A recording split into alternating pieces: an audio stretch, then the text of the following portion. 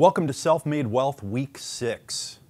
The title of this session is Fear, the Ultimate Emotional Block to Creating Wealth. Now you might be asking, why are we talking about the emotion of fear when we're trying to create wealth, when we're trying to become financially free in the world? Why are we going to talk about emotions? Well, in the last session, we talked about some of the psychological blocks and some of the psychological processes that keep us from creating wealth. All right, we talked about the mechanisms that prevent us from becoming wealthy. And now we're going to talk about something that might even be more powerful, more insidious, and more prevalent than those psychological mechanisms. Here's what I'm going to propose to you. If you spend most of your life living in fear, you're going to find it very, very difficult to create any type of lasting wealth in your life.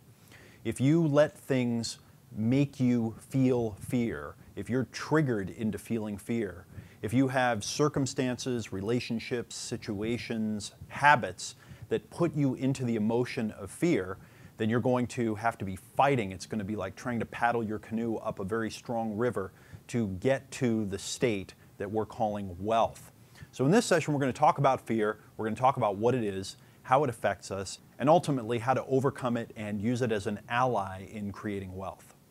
I thought a couple of sports quotes would be appropriate here. Wayne Gretzky, the famous hockey player, he said, "You miss 100% of the shots that you don't take in life." Right? You miss 100% of the ones that you don't even go after. Michael Jordan has a famous quote where he says something like, "I've missed over 9,000 shots in my career. I've lost almost 300 games, and on something like 26 occasions, I've been entrusted to take the winning shot by my team, and I missed. And I failed over and over and over in life, and that's why I succeed."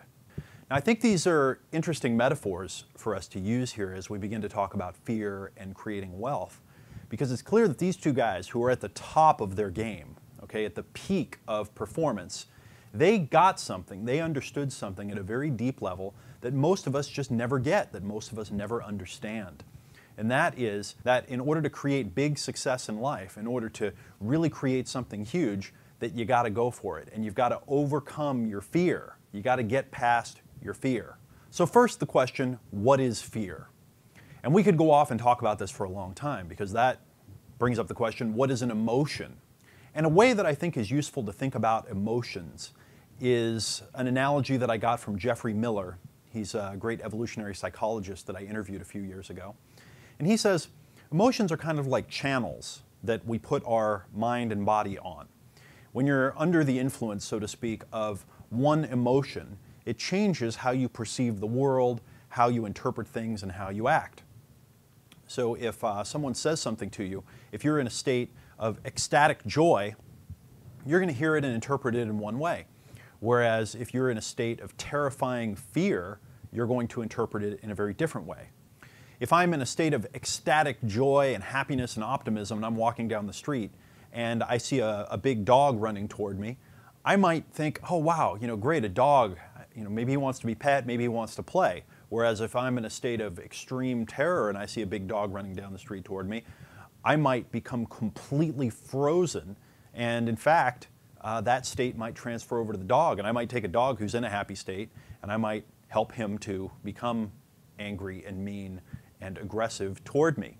They've done experiments where they'll take mice, and they'll take a mouse and they'll torture it in some way, the way scientists love to do, and put it into a state of extreme fear and panic, and then they'll put it into a cage with some other mice that haven't seen any of the same experience, and the other mice will smell the fear pheromone and they'll immediately start responding. It turns out that emotions like fear and others are, they're very contagious. They're very, very powerful. So they not only act as context for our life, but they're also contagious. And the more one person has of one, the more we all have of all of it.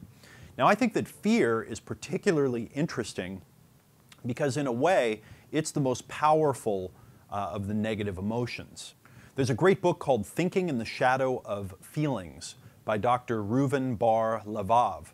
And in that book, he says that fear dominates all other emotions and that fear limits health and achievement. right? So it's the most powerful emotion in his perspective. So how does fear get tripped? How does it get triggered? Where does it come from in the first place? Well, it turns out that we have a set of mechanisms inside of our brain. One of them is a mechanism called the amygdala. And this acts as an alarm system for our body and our mind and our emotions. And when we perceive something as being threatening, when we interpret it as being threatening, or have any kind of inkling that something might be threatening to us, it fires off the amygdala, and that triggers the release of the fear chemicals into our body, and that gets us primed for action. Okay? Activates our muscles, makes us start breathing and taking in oxygen, makes the brain sharper, narrows our eyes, like a whole bunch of processes start happening when we're under the influence of fear. And as you can imagine, 100,000 years ago when we were living in the African savannah, and there were dangerous packs of animals that we had to deal with, and we were dealing with saber-toothed tigers and whatever else was chasing us around, it was very useful to have this power called fear, that when something came up that could threaten our lives or the lives of our loved ones, that we could be activated and ready to act and go into action to protect ourselves, to protect those that we loved. Now, this amygdala system that's inside of our brain, this mechanism that we have, there's actually two paths to it in our brains. And Daniel Goleman talks about them in his great book, Emotional Intelligence. One path is the path where we perceive something, we interpret it, we think about it, we make the decision about whether or not it's dangerous or whether it's helpful, and then we say, you know what, that's not too dangerous, or that's very dangerous. And that's kind of the logical path. That's the path where we think about it and interpret it. But there's another path that Goleman calls the neural back alley. And this is a more direct path. This is a more primal path. This path bypasses the thinking mind, it bypasses logic, and it goes straight to the amygdala. And there are certain things that go right past all that stuff. They go right to the amygdala when we feel like we're in physical danger, etc. So if you're walking across the street and all of a sudden you hear the honking of a semi-truck, and you turn and you look and you realize that there's a big semi-truck coming toward you, you don't stop and say to yourself, okay, so let me think about that. Is that a 12-wheeler or an 18-wheeler? How fast is it going? Maybe I have to calculate which way I should go. Should I jump this way? Have I crossed too far into the intersection? Maybe I should think about whether it would be more dangerous to go backward or forward. We don't think about that at all, right? Immediately the amygdala triggers the fear emotion inside of our body. We snap into action and we're completely activated. We jump out of the way. That's the neural back alley. So we've got these two paths. Okay? We've got the path through the interpretive thinking mind, and then we've got the neural back alley that pushes the fire alarm button immediately and activates our whole system to protect us and to keep us alive. If you're ever in a dangerous situation, the thing that you want is to feel strong fear so that you're activated, so that you can fight or you can flight. Okay? That's what we want this for. That's the beauty that it has in our lives. That's the benefit that it brings us. But what about living in the modern day, in a first world country like most of us live in, where we don't face dangers of packs of animals that are trying to eat us, or life-threatening situations, a warring tribe coming to murder us and steal our women and children? What do we do now? Well, one way you might think about this is to realize that we've got all the wiring, we've got all the mechanisms, we've got the full complement of fear powers that we come built with. And a certain part of us is always monitoring the environment for anything to feel fear about. And if something comes up that we can interpret in a way that we can feel fear, it's almost like some of us have a quota of fear that we need to feel, and we just project it onto whatever's happening around us, because we've got the mechanisms and we got the chemicals inside, so we need to figure out a way to use it. Now, we'll talk in a moment about how the media and how the world is keeping us in this state of fear, and maybe what some of their benefits are from this. But just for now, notice that maybe you've got all these mechanisms, maybe we got the miracle of these protective mechanisms, but maybe you think about it that maybe we've got these mechanisms, but they're getting triggered and they're firing off at times when it's counterproductive. So fear evolved to be our ultimate protector, but in the modern age, it's becoming our ultimate prison. It seems to me that fear limits people maybe more than anything else in their lives. Again, beyond what we can imagine. And if we can master our fear, that's the first step to really mastering our entire lives. So let's talk a little bit about how fear manifests in our lives and then apply it specifically to creating value and creating wealth. Several years ago, a very brilliant guy, he wrote a book called The Gift of Fear, and his name is Gavin de Becker. And he said many profound things in the book, but he said a couple that I want to share with you right now because I think they're very relevant to this conversation. The first thing that he said is that fear is meant to be brief. Fear is meant to be brief. It's meant to be something that is fired up, that alerts us to potential danger, and then subsides as we go and we act on it. In fact, in this book, he said that fear is meant to be a servant of intuition. Right? And I think that's very interesting. Fear is meant to be a servant of intuition. Now, another thing that he says in the book that I thought was an amazing reframe, and it really helped me see things differently, was that if you're feeling fear in your life, it's almost certain evidence that that thing that you're fearing isn't happening. Okay, so if you're feeling fear about something, it's almost certain evidence that that thing isn't happening. What I mean by this is that when something actually happens, when an emergency happens, when something life-threatening happens, usually people are not in fear when it's happening because they're working to escape, they're running. Okay, a gazelle, for example, is running away from a cheetah. It feels fear when it realizes the cheetah's coming after it, but when it starts running, it's almost as if the fear falls away and is no longer top of consciousness. All there is run. I read an interesting story about a guy who was on a hunting safari in Africa, and he was attacked by a tiger. And he was hunting the tiger, and he finally saw it, and then his gun jammed, and he realized that he didn't have a weapon. So the tiger came over and grabbed him and started dragging him back to its den because the tiger had cubs, and it had him by the shoulder, and it had to drag him like a mile. And he said that at first when he saw the tiger, he was very afraid. Okay? He was very in fear. But when the tiger grabbed him and started dragging him, immediately the fear went away, and he went into almost a euphoric state where he just noticed what was happening, he realized that it was happening, and he was just completely in the moment. I have a friend that was in a plane crash recently, and it was a big plane crash where a plane crashed in the Hudson and made all the news and so forth, and he was in the front seat on the plane. And I talked to him about the whole experience. You know what? He did feel fear for a second, but as soon as he felt it, he realized what was happening. He just accepted it. He came into the moment. And that's really the way that fear works. So if you're feeling fear about something, it almost certainly means that the thing that you fear isn't happening. Because if the thing happens, you're not going to be feeling fear, you're going to be doing something about it. You're going to be in action making something happen, most likely. So if you feel fear about something, just kind of take that as evidence that the thing you fear probably is not happening.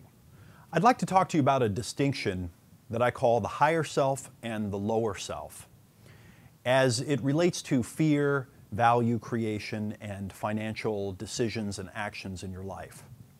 Now, this is a simplified model. This is just a very kind of binary model that you can use, but I've found it very useful in my life, and a lot of other people that I've shared this with have found it useful in theirs as well. And it goes like this. We know when we're in our higher self, and we know when we're in our lower self.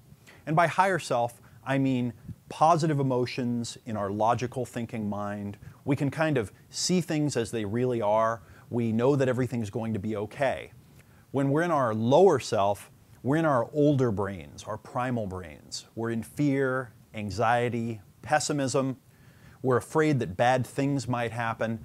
We just don't feel good about the world. We feel like things are unsafe and unfriendly. So you know what I'm talking about, right? When you're in your higher self, everything's all good. When you're lower self, things are not so good. Now, what I've noticed in my own life is that I can sense when I'm crossing the line from higher self to lower self. So, let's say that, I'm just having one of those bad days where one thing after another just isn't working out. I'm trying to teach something and the technology isn't working on my computer. I'm starting to, feel like I might be getting a cold. I'm tired. Someone calls up with some bad news, whatever. It's just all kind of spiraling. I can feel when I'm allowing that to affect me, and I cross over into my lower self. And all of a sudden my posture changes, the way I'm thinking about things changes, and I can feel it. Same thing when I'm in my higher self. I can sense when everything feels okay, when I'm optimistic, when no matter what the challenges are that I'm facing, I'm going to be able to crush right through them. Everything's going to be fantastic. I mean, things always work out. They always have. They always will. I'm excited. Life's good. So this crossover point, okay, this little gray area, and noticing when we're crossing over this point is so important. When we're in our lower selves, we should not be making any important decisions. We should not be making any important communications, and we should not be taking any important actions. Okay, so you might want to write that down. When you're in your lower self, don't make any important decisions, don't communicate anything important, and don't take any important actions. So for example, right, making a decision about a purchase, or communicating to someone how you feel about a certain thing, or what you're going to do with the rest of your life, or taking any important actions, right? If you're in your lower self, don't spend money on something because you're in fear. Okay? Don't make decisions based on fear that lead to actions based on fear. See how this is working? On the other hand, when you're in your higher self, when you're at the peak of your higher self, that's when you need to make important decisions. That's when you need to make important communications, and that's when you need to take more important actions. We're going to talk in the next session about positive emotions, and we'll address some of that there. But for now, the most important thing for you to realize is that when you're in your lower self, realize it, recognize it, acknowledge it, notice it, say, okay, here I am. We're back in lower self, and that's okay. Okay? Don't need to judge it necessarily. I'm just here. And I'm going to avoid making any important decisions. I'm going to avoid important communications, and I'm definitely not going to take any important actions. I'm not going to make purchasing decisions. I'm not going to do anything with my investments. I'm just not going to act on fear. As far as I'm concerned, one of the most important things in life, one of the most important things to do, and kind of have as a habit, is whenever you go into lower self, whenever you feel yourself going into your lower self, to notice it and then make your top priority to get back into your higher self. Okay, whatever it takes, get back into your higher self. And we all have things that get us back into our higher self. I know that if I'm just kind of feeling down, or a bunch of things have happened and I'm just seeing a lot of things not work out the way I wanted, and I can see my mind is starting to think that way, I'm starting to feel pessimistic, I just need to call up one of a few friends that make me laugh and just say, you know, hey, what's going on over there? I'm having a weird day. And just talk to them. And they'll make me laugh, and the laughter will start to make me realize, oh, you know what, everything's okay. All right, life's fine. There are certain movies that I can watch that really inspire me. There's music that I can listen to. Oftentimes exercise, just going out for a walk or getting out of the house will do the trick. Okay, there are certain things that will just pull me back up into my higher self. Another one that I like to do is read. Okay, read books that are inspiring, books like Think and Grow Rich, or read a great quote book that has great quotes from the big thinkers from the past, things like this. So what are the things that pull you from your lower self back up into your higher self? What are they? You might want to take a moment and list a few of them right now, because it's so important when you get into your lower self that you don't make any decisions, you don't make any important communications, and you don't take any important actions, but that more importantly, you proactively go, you know what, I got to get back into my higher self. And once I'm there, I'll be able to see clearly. As you can probably tell, one of the things that I'm fascinated with is our old mechanisms, okay, the mechanisms that we come wired with that evolved over long periods of time, and how they trip us up in the modern day, and how we can use them to create unusual amounts of success as well. I'm really just fascinated by how we screw our lives up without even realizing it, or how these mechanisms that were designed to keep us alive actually prevent us from having what we want. And as I've thought about and studied fear and how it affects our lives, and especially how it affects people in business and in their financial lives, I've noticed that we don't really have fear, I think, the way that we used to have fear. So 50 or 100,000 years ago, once in a while we'd experience like real fear, like something really dangerous is about to happen. And it would happen pretty regularly. So we'd have this spike of fear, and then we'd escape from the predator, or the warring tribe would get fought off, or whatever would happen. And then we'd go back to life as usual. And then we'd always be on the lookout, but then we'd experience strong fear, and then it would go away. Well, nowadays we don't really have the, you might call it the opportunity to experience real, true fear. So the mechanism's in there and all the chemicals are waiting to be fired off, but we don't get to experience it. So what do? Well, I like to talk about Desmond Morris, right? The guy that studied humans almost like a biologist or an ethologist would, just as another species. And he wrote a couple of books. He wrote The Naked Ape and he wrote The Human Zoo.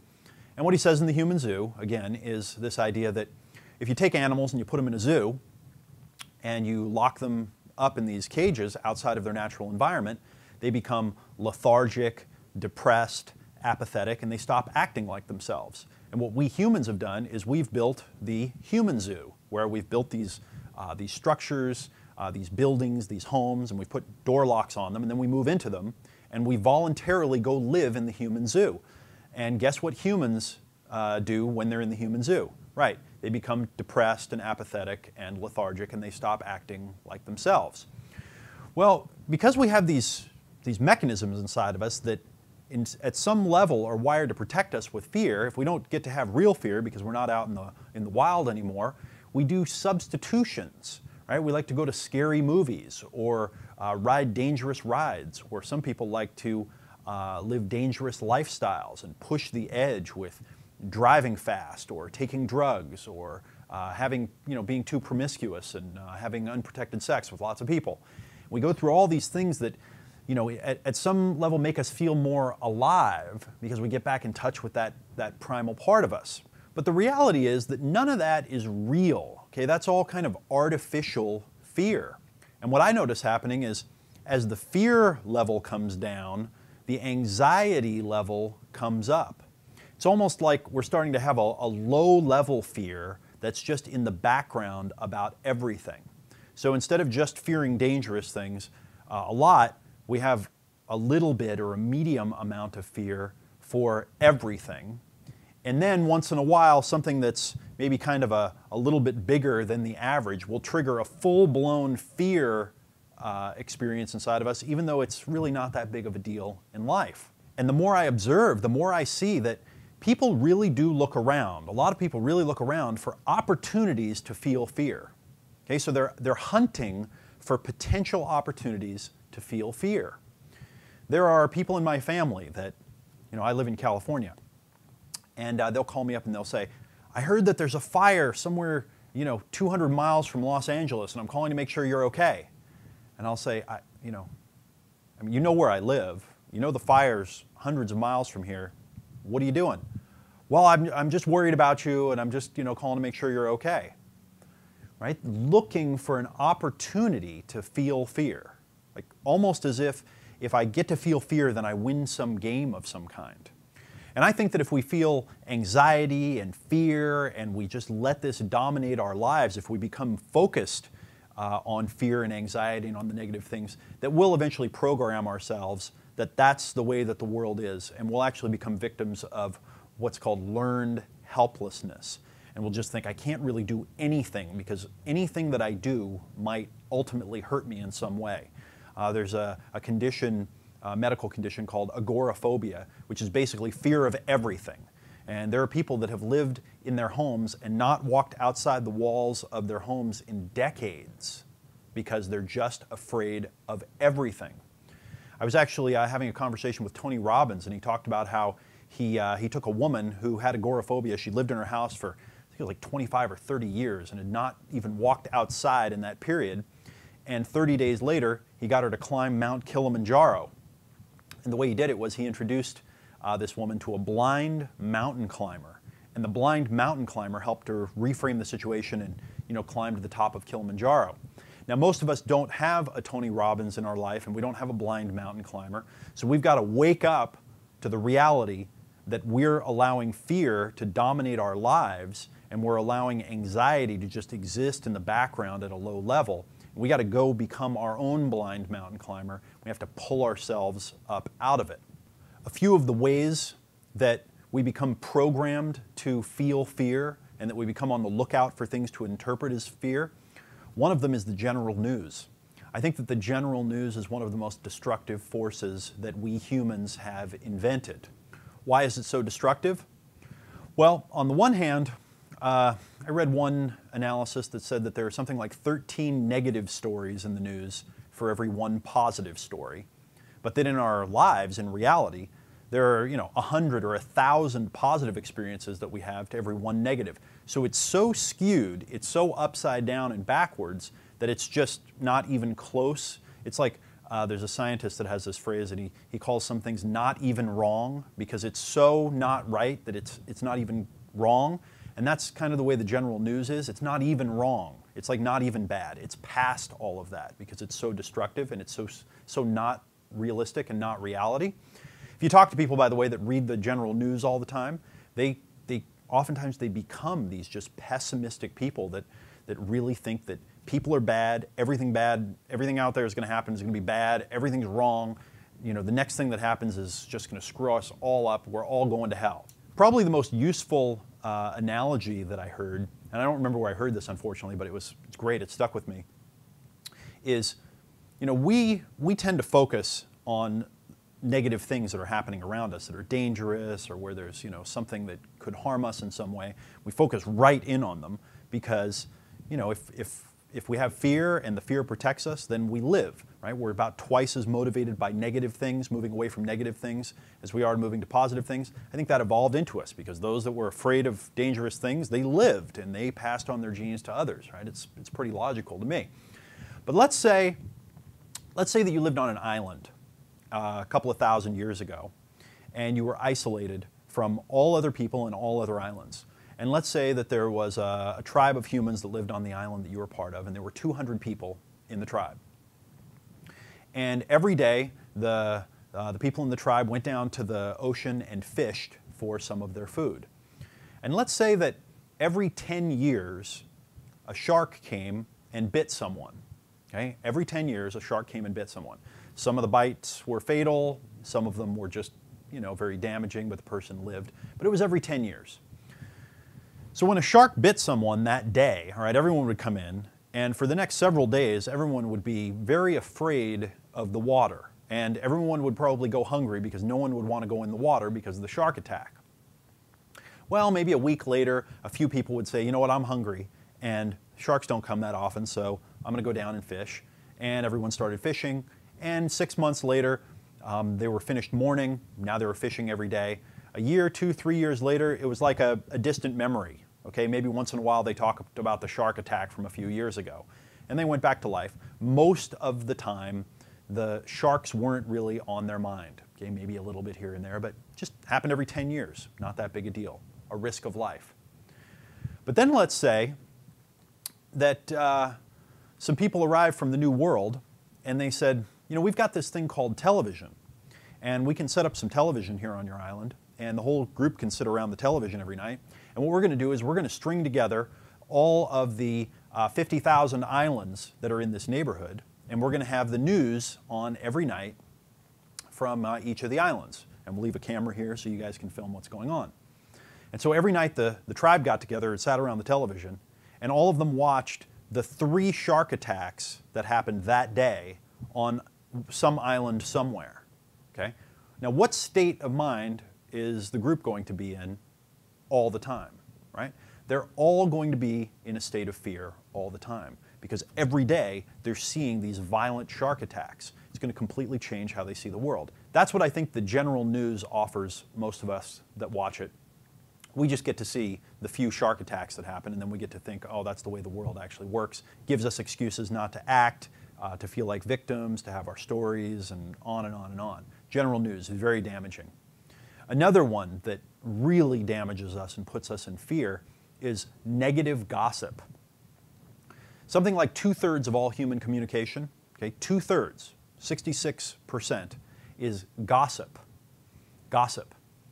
Idle conversation about other people and their relationships and who's better than who and who's sleeping with who and who lied to who and who did this thing and who did that thing. And a large percentage of gossip is negative. Okay, it's talking bad about other people. Now, gossip actually serves a positive social purpose. Gossip bonds us together. It aligns us. It allows us to see where we're on the same page. We set moral standards by talking about other people who are doing things. When we say that person did a bad thing, what we're actually saying is you and I aren't going to do that bad thing, right? We're kind of agreeing in a way. So there are positive purposes that gossip serves, but when we're talking negatively about our friends, about our family, about our loved ones with another person, and then they're talking negatively back, it creates a feedback loop, and it creates negative emotions and fear and anxiety. And it's something that really, really damages us in the long term. Okay? Negative gossip puts us into fear and anxiety. Another common process that puts us into fear is worry, especially worry about money. Okay? Worry about money and finances. So what is worry? Worry is really just negative emotions combined with mental scenario planning about the future. Okay, so when you're in a negative emotional state and you're making pictures or thinking about the future and where it's going, you're going to make negative pictures and you're just going to keep spiraling all the way down. So negative emotion plus scenario planning, making pictures of the future, this creates worry. And what does worry do? Puts us into more fear. And what does more fear do, right? It just takes us down, pulls us down. It's like a boat anchor around our neck when we're trying to swim. So I've identified these three. Number one is general news, number two is negative gossip, and number three is worry. These three are three of the biggest ones, right? If we can eliminate these from our lives, we can really pull ourselves up into our higher self. We can get out of the mire of fear and anxiety and kind of being primed for things to go wrong. And we can start seeing the world in a more positive, useful way. And we can start seeing how we can be proactive, we can do things, and really believing that they can work. It would also be valuable for us right now to talk about the two sides of the coin of fear. Most people in the modern world, the fear that they think is the one that's most damaging is the fear of failure, the fear of something not working out. Okay? And that can go across the spectrum of, I'm not going to get the success that I want, I'm going to waste my time, I'm going to be embarrassed, I'm going to look stupid, right? Fear of failure, all that kind of stuff. But there's another kind of fear that most people have never really heard of and they've never delved into in themselves that can be even more limiting. This is a very counterintuitive fear, and it's the fear of success. The fear of success. Now, when I first heard about the fear of success, I thought, oh, that's probably just one of those weird New Age self-help kind of things, and they're just saying that because it sounds cool. But the more I've gotten into it and studied it, the more I've realized that this one is very powerful. So what is fear of success? So let's say that you start creating value in the world and you start earning more money, okay? And we already talked about the reality that as you change, other people get weirded out and they get upset because the ways that they use to manipulate you stop working. You start talking differently. They think that maybe you joined a cult or like who knows what. And you start to see the results, like, okay, you have some more money in your life now. You're starting to make better decisions about your life. You're talking more positively. And then the friction created in the relationship, some part of your mind realizes, oh, if I keep down this road, this relationship is going to get harder and harder to sustain. This person's going to get angry at me, right? So that's what success starts to mean, is maybe disapproval or maybe something negative happening that you wouldn't think of normally, but it's something that could be potentially very painful to you emotionally. So I ask you, just for a minute, reflect on the question. If you're successful, if you become highly successful at creating value in the world, building assets and creating wealth for yourself, if you become a success financially, what are some of the things that are going to happen that you fear? You might have to take responsibility for things. Let's say that you've decided that your path is going to be real estate, so you're going to master real estate investment. Well, if you own a bunch of real estate, there's liability involved. Someone might slip in one of your rental properties and then sue you. And maybe you're afraid of getting sued because, someone in your family had a lawsuit when you were a kid and you were all freaked out about that. Or maybe there's a burden that you've got because, when you were a kid, your parents always said the rich people are evil.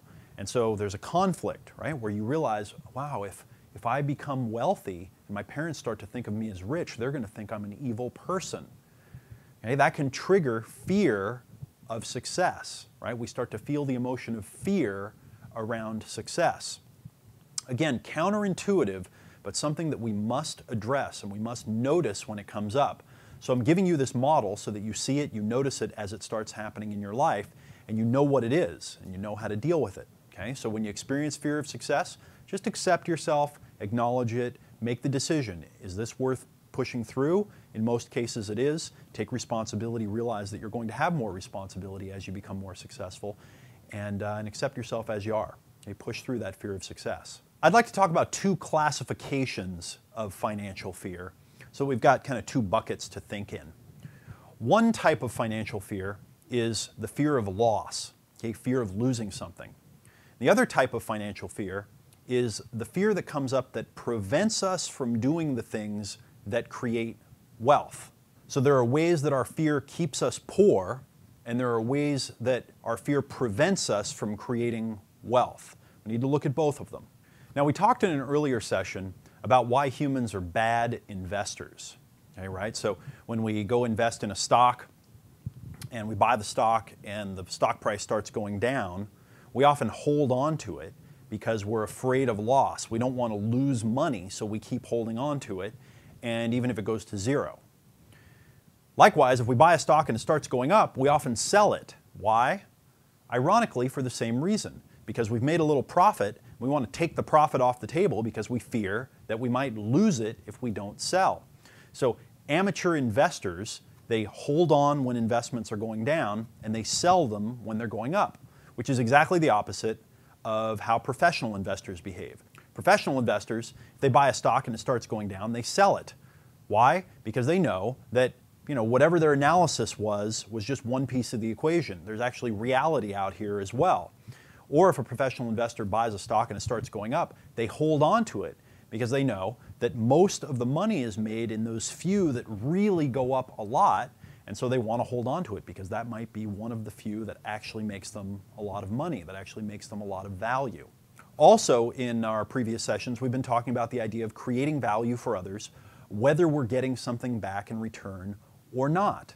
Okay, we're just going to go create value. We're not going to worry about what we're losing, about someone else getting a better end of the deal. We're not going to let our justice mechanism prevent us from creating value in the world or giving away our best stuff. We also don't want to let our fear do that. Okay, we don't want to have our fear come up and grip us and stop us from doing something that creates value.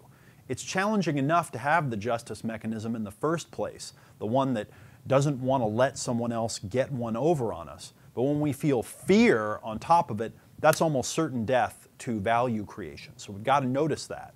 Another way that our fear or anxiety will prevent us from creating wealth in the world for ourselves and will keep us poor is when we keep kind of credit card insurance.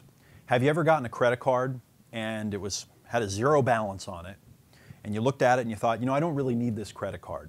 In fact, I should probably get rid of it because I'm just going to be tempted to use it and spend money and buy some stuff that I don't really need. But then another part of you comes in and says, but wait a minute, what if I have an emergency? What if something comes up and I need the money for something? You know what? I'd rather have it around than not. And your fear of something bad happening makes you keep it. But then, of course, you go use it and buy a bunch of stuff, in weak times or when you're not really thinking about it, when you're emotionally high, so to speak, whether it's negatively or positively emotionally high, you go make a short-term decision, and then it gets filled, and then you get another one, and you just do the same thing. Okay, so that's another way that our fear can keep us poor because we think, I have to have this credit card so that I have insurance in case something bad happens. It's almost like someone who's always looking at their phone when it rings because who knows, this might be an emergency. It might be something calling something's wrong. Okay? The reality in life is that something goes really wrong where it's an absolute emergency very, very, very rarely. And when it does happen, it can usually wait an hour or two. And sometimes in life, you've just got to make the call, you know what, it's not worth it for me. I've got to draw a boundary in my life. I'm not going to keep that credit card. I'm not going to keep that safety net for myself. I'm not going to keep looking at my phone every time it rings because what I'm going to be doing is serving that negative belief. I'm going to be serving that negative emotion called fear, and that's what's going to be running my life. In cases like this, If you want to use your fear productively, what you should be fearing is spending money on your credit card. If you could figure out how to wire up your emotions so that you realize that every time you spend money on a credit card, you're robbing from yourself in the future. If you could feel the fear like an animal is about to attack you every time you think of borrowing money, that would be something that's very useful. In later sessions, we're going to talk about how much you're actually robbing yourself from your future, and it's a lot more than you think. So if you want to use your fear productively, make a picture of a big monster attacking you every time that you pull out your credit card so that you put it away so you don't even carry it with you because you're so afraid of it. That would be a more valuable and useful way of channeling your fear in your life to help you create wealth. And since we've touched on it a little bit, I just want to remind you, get out of fear of people stealing your ideas. Get out of fear of giving away your best stuff. Get out of fear of someone getting their hands on your good idea and making some money from it and you not getting anything. The reality is that out here in the business world, if you get good enough at creating ideas that people steal and go make money with, that you're doing really well because you'll be able to create more of them. In fact, if you could create one idea after another that people steal and go make a lot of money with, and you can get better and better and better at it, eventually you're going to get so good at it that you're going to come up with one that's going to make you more than all of the ideas that people stole combined. There's never enough time in life to implement even a fraction of the good ideas that you will get. I have journals filled with ideas, with business ideas, with ideas for products, services, technology, that I have a very high degree of confidence would make a lot of money. And I talk about them a lot. I give them away to people. I share them in my conferences. And I say, hey, you know what? More power to you if you can take one of these ideas and make something big happen with it. Here's one that I'll just give to you. Look around right now. One of the biggest trends in the entire world is this trend toward health. Okay? Healthy eating, wellness consciousness. Now, most of the developed world, kind of first world in America here, we're actually getting fatter. We're getting less healthy. We're becoming more overweight. But there's this leading edge, okay, and it's really growing very quickly, called the wellness industry. What I've noticed is that there's no 100% organic supermarket, okay, that I've seen anywhere yet that's a chain. I think it's a billion-dollar idea. Someone that starts a 100% organic market will do very well. On the other kind of side of this same idea is I haven't seen a 100% organic restaurant yet. Okay, restaurant chain where there's one in every city. I think it's another billion-dollar idea, and it's something that I think could add a lot of value to people who want to live more of a healthy lifestyle, especially people that travel a lot. They'd have a dependable place to go to eat and a dependable place to go to shop instead of having to figure out what the little local, health food store is in every city that they go to. I think it would be huge, right?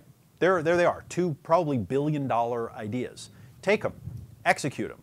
Now, sure, there's a part of me that when I first thought of these thought, oh, I should do these. I can make $1 billion and whatever. But whoever does them is going to earn their money, okay? They're going to earn their wealth because it's going to be hard work. Setting up stores is no simple business. Managing all those people and the projects and the building and the sourcing of all the products and the inventory and all that kind of thing, that's a puzzle that you got to figure out. But there's a couple I'm just going to give to you as an example of how to give away your best ideas. And one other little insight, when someone comes up with an idea and then a company buys the idea and then the company markets the idea, like let's say a musician, a rock band, they record an album and then a record company takes that album and they publish it. Or let's say that a book publisher, you write a book and then a book publisher signs you up and then they pay you royalties on that book. Or let's say you invent a gadget and a big company buys the patent from you and then they go and they produce the thing and they sell it and they pay you royalties. In those types of situations, the royalty that's paid to the person that created the idea is usually in the single-digit percents. Sometimes it's just a couple or a few percent. Okay? In the cases of books and albums, sometimes it's in the maybe 5 to 10% range. And those that are really successful, that have been around the block 100 times and they're famous, they sometimes will get in the 10% plus range on royalty deals. So if someone steals your idea and they go and implement it and you don't get anything for it, it's not like you were going to get all that money anyway.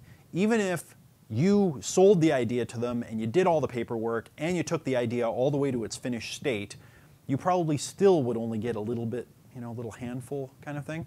So don't worry too much about it. It's not that big a deal. You can come up with more ideas. You can come up with more inventions. You can create more products. Okay? Just get out of fear that someone's going to take your stuff and realize that the payoff for each of those things is kind of marginal in the big picture.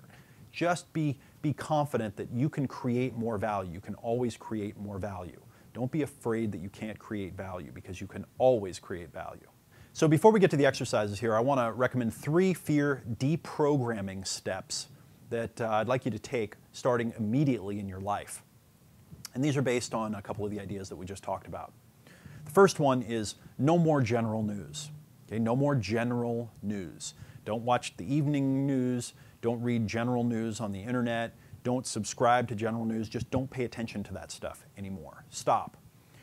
I don't read the general news. Okay, maybe once every month or two I will look at it, usually for some specific reason, and I almost never get any value from it.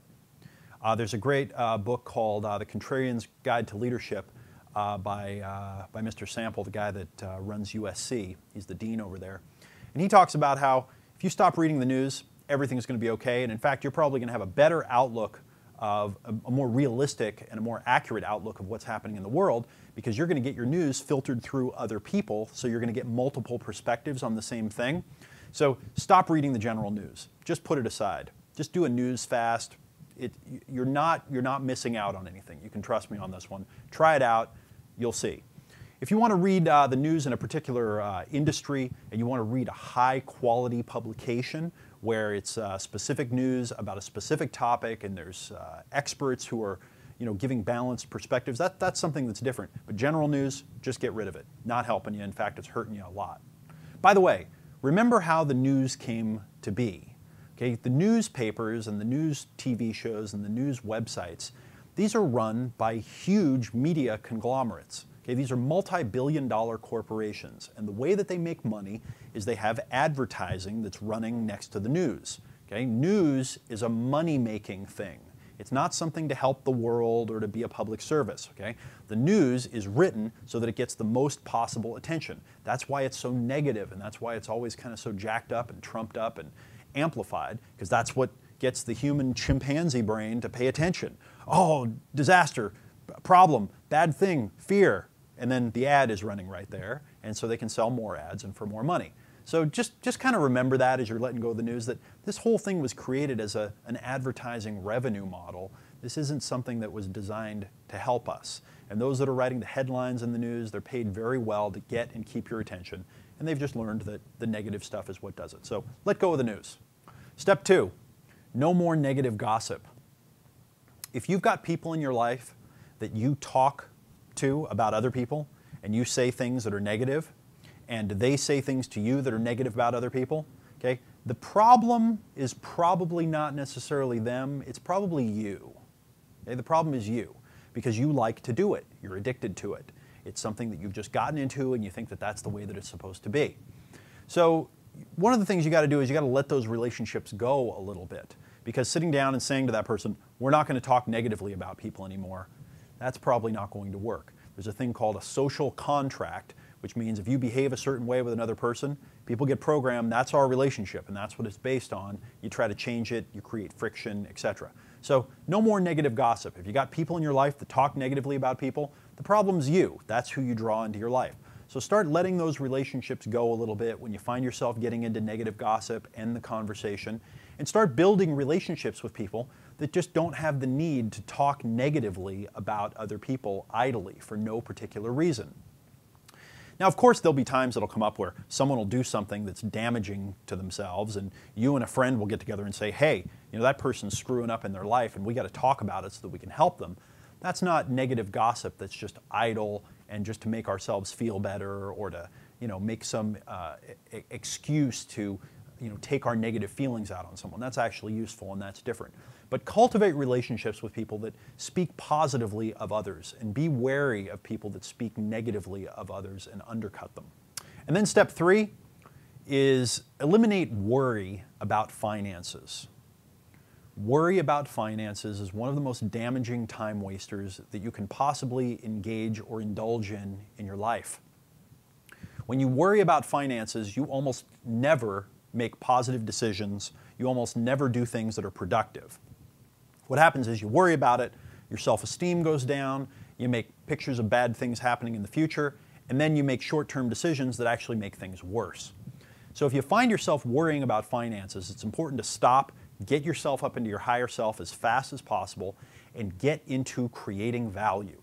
Okay? Switch from worry about finances to go create some value in the world. If you get into creating value, you'll get into that flow state, the zone, where you'll just feel like, oh yeah, okay, this is what I'm supposed to be doing. You'll let that go, and ultimately positive results will flow from it. So no more worrying about finances. When you find yourself worried, stop and move into creating value. If you just think about it logically for just a second, this makes perfect sense. Okay? It makes imminent sense. You're not going to make good decisions when you're worrying. You're not going to raise your self-esteem when you're worrying. You're not going to get yourself into a positive frame of mind and body when you're worrying. Of course not. But when you go out and you create some value, you just go do it, that's when you start becoming positive. That's when you start becoming optimistic. That's when you actually start doing things that will have value flow back to you.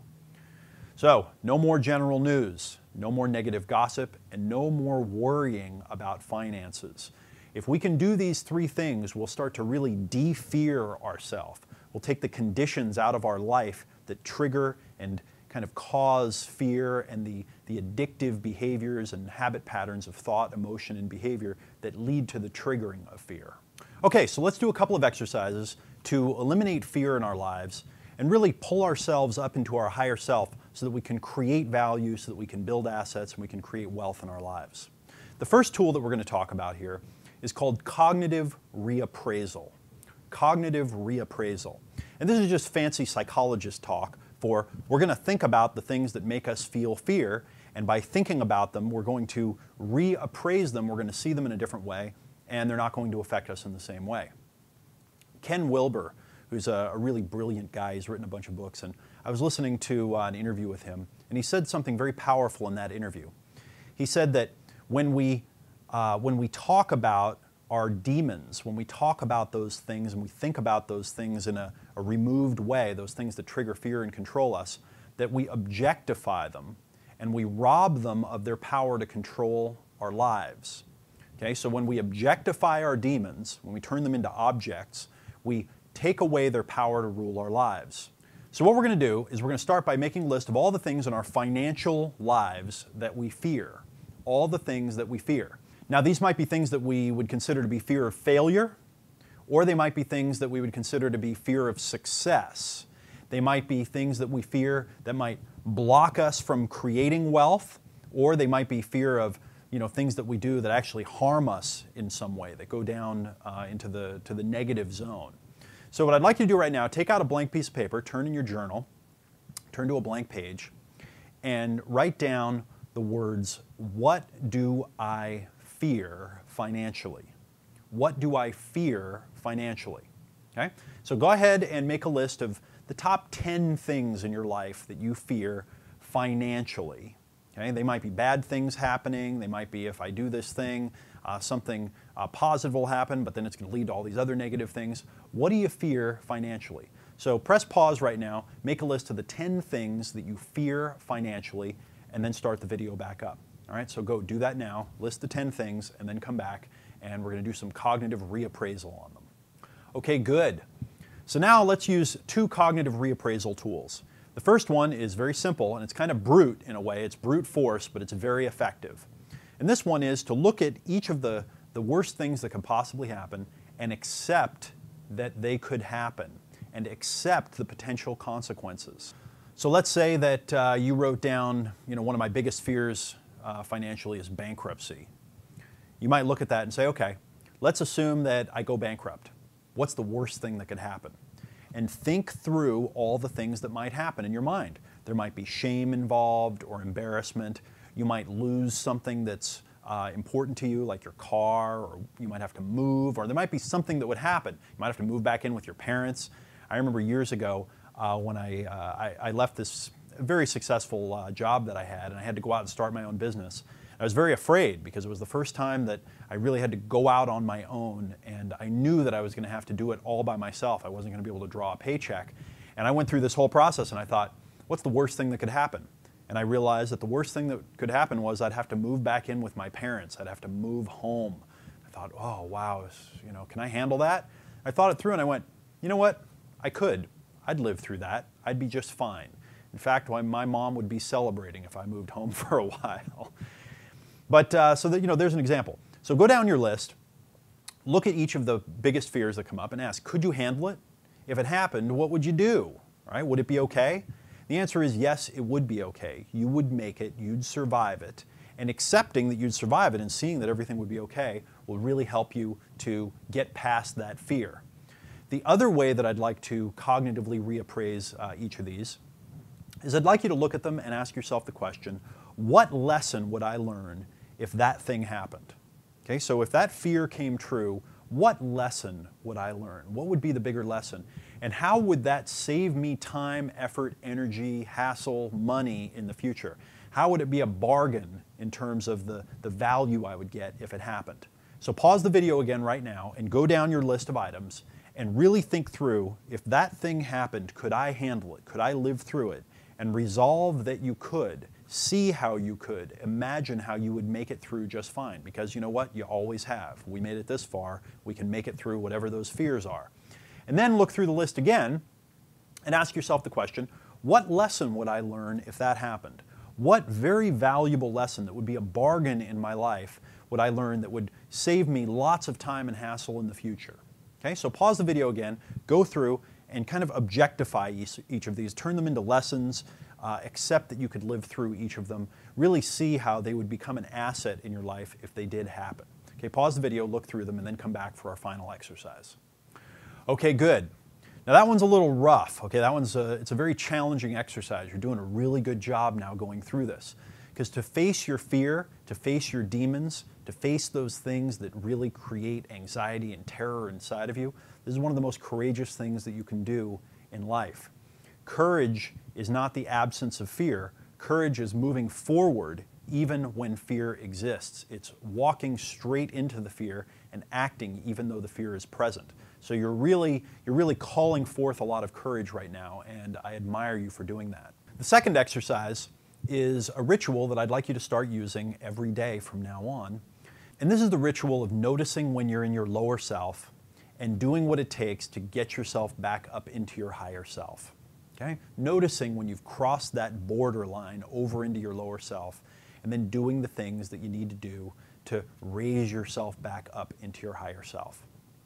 So what we're going to do is turn to another blank page in your journal or take out a blank piece of paper. I'd like you to make a list of all of the hints or the clues or the symbols, the things that happen in your life that alert you that you're in your lower self. How do you know when you're in your lower self? What do you notice when you cross over in your lower self?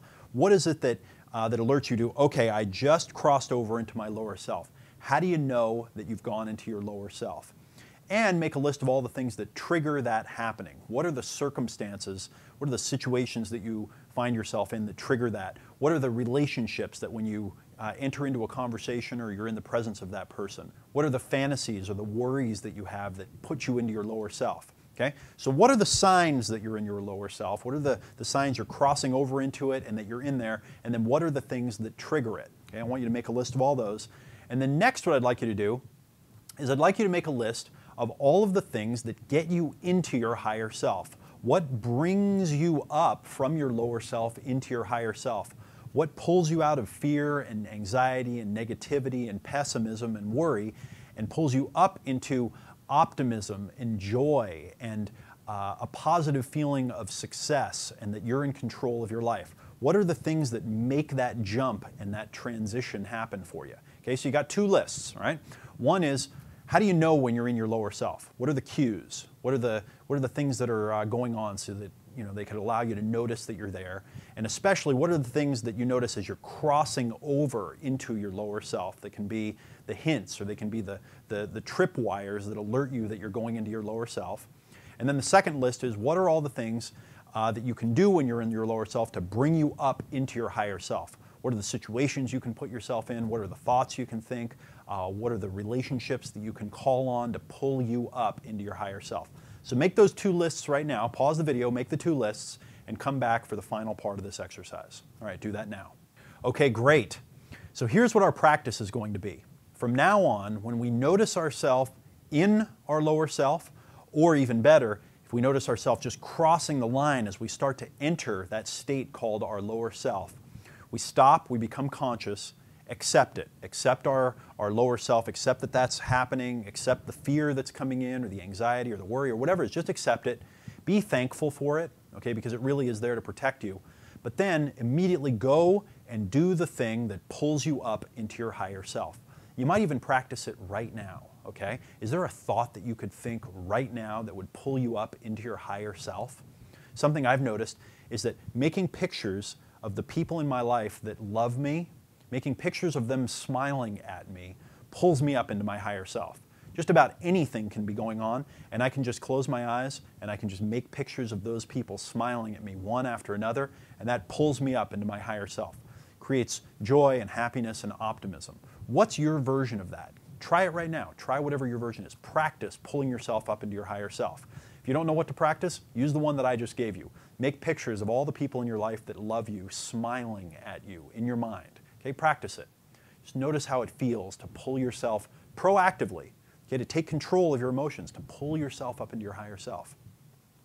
So I want you to start doing that from now on. When you're in your lower self, pull yourself up and make yourself a deal. No more decisions, no more communications, and no more actions that affect your financial life when you're in your lower self. You're just not going to do it. Okay? You're not going to buy things. You're not going to think about, make plans. You're not going to decide. You're not going to communicate about your financial life when you're in your lower self. You're going to notice that you're in your lower self. You're going to let go, accept it, okay? Let go, use the force, so to speak. Go take yourself into your higher self. Do what it takes to pull yourself up into your higher self. And then from there, that's when you can make decisions. That's when you can communicate, and that's when you can take action to affect your financial life.